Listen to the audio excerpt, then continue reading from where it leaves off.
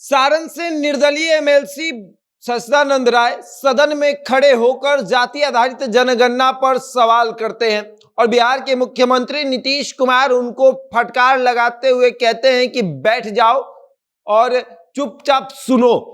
फिर सच्चिदानंद राय जो है वो आग बबूला हो जाते हैं। सच्चिदानंद राय कहते हैं कि निर्दलीय जीत कर आए हैं तो इसका ये मतलब थोड़ी है कि जबरदस्ती आकर बैठ गए हैं, जनता ने चुनकर भेजा है और सवाल तो करेंगे।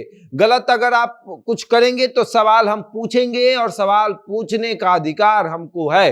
नीतीश कुमार कहते हैं कि जब जाति आधारित जनगणना हुई थी और जब इस पर बातचीत हुई थी तब 9 पार्टियों की सहमति से हुई थी, उसमें कोई निर्दलीय को थोड़ी बुलाया गया था। और आज जब सदन में ये बोल रहे हैं तो ये नहीं मान्य है। और फिर सच्चिदानंद राय जो है वो आग बबूले हो जाते हैं, बॉयकॉट करते हैं और उसके बाद क्या होता है वो हम आपको विस्तार से समझाएंगे।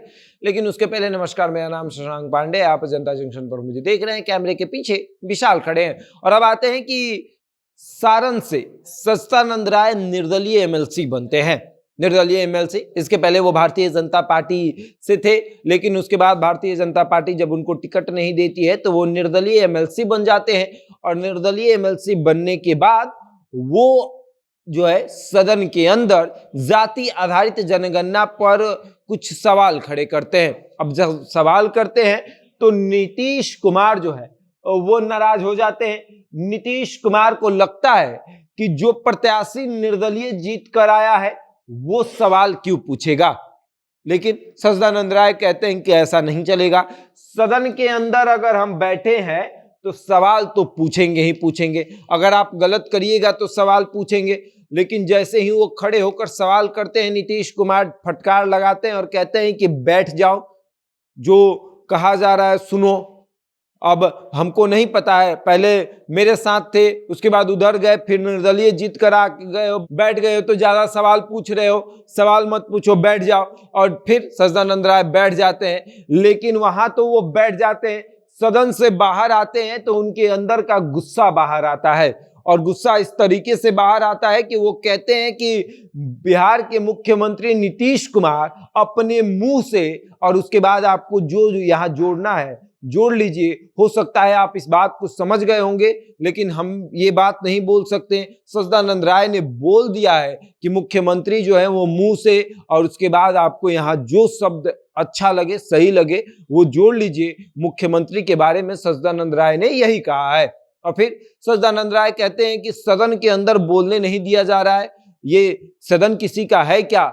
हम किसी पार्टी से जीत कर आए या फिर निर्दलीय जीत कर आए, जनता चुनकर भेजती है, सवाल पूछने के लिए भेजती है। जनता इसलिए नहीं भेजती कि हम वहां जाकर मुंह झुकाकर बैठे रहें, सर पर हाथ रख कर बैठे रहे और सोचते रहे कि मुख्यमंत्री बोल रहे हैं बोलने दिया जाए, फलाना बोल रहे हैं बोलने दिया जाए, हम क्या वहां चुपचाप बैठने के लिए गए हैं? नहीं, हम भी सवाल करेंगे और सवाल का जवाब भी हमको चाहिए। और सच्चिदानंद राय लगातार वहां सवाल करते हैं और फिर एक भूमिहार नेता को नीतीश कुमार जो है वो सदन के अंदर फटकार लगाते हुए कहते हैं कि बैठ जाओ, तुमको जो है बोलने का मौका दिया जाएगा तो बोलना। और उस वक्त कहा जाता है, सच्चिदानंद बता रहे हैं कि उस वक्त हम ही को मौका मिला था बोलने के लिए, और जैसे बोलते हैं मुख्यमंत्री खड़े होकर हमको डांट देते हैं, कहते हैं कि बैठ जाओ।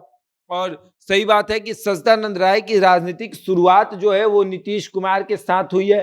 पहले सच्चिदानंद राय नीतीश कुमार के साथ अपनी राजनीतिक शुरुआत करते हैं, उसके बाद वो भाजपा में चले जाते हैं और भाजपा से सारण के एमएलसी बनते हैं स्थानीय निकाय कोटे से। उसके बाद भारतीय जनता पार्टी इनको टिकट नहीं देती है तो फिर निर्दलीय वहां से चुनाव जीतकर सदन में पहुंचते हैं।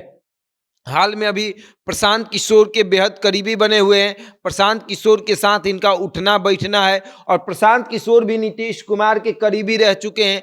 तो हो सकता है कि नीतीश कुमार की आंखों में ये सब कुछ खल रहा हो कि भैया दोनों ने मेरे साथ राजनीति की शुरुआत की, मेरे पार्टी से राजनीति की शुरुआत की, और आज जो है एक अकेले एमएलसी बनकर बैठा है, एक जो है मेरे खिलाफ बिहार भ्रमण कर रहा है और दोनों एक ही साथ है। तो ऐसे में तो नहीं चलेगा। सच्चिदानंद राय को तो सदन में बैठा दिया गया, लेकिन सच्चिदानंद राय कह रहे हैं कि हम बैठने वालों में से नहीं है, हम चुप रहने वालों में से नहीं है। और अब आगे देखिए क्या होता है। क्या नीतीश कुमार जो है वो सच्चिदानंद राय को बोलने का मौका देंगे, बोलने देंगे, या फिर सदन में इसी तरीके से डांट कर बैठा दिया जाएगा क्योंकि वो निर्दलीय जीत कर आए हैं। बहरहाल इस खबर में इतने ही, बने रहे हमारे साथ और देखते रहे जनता जंक्शन।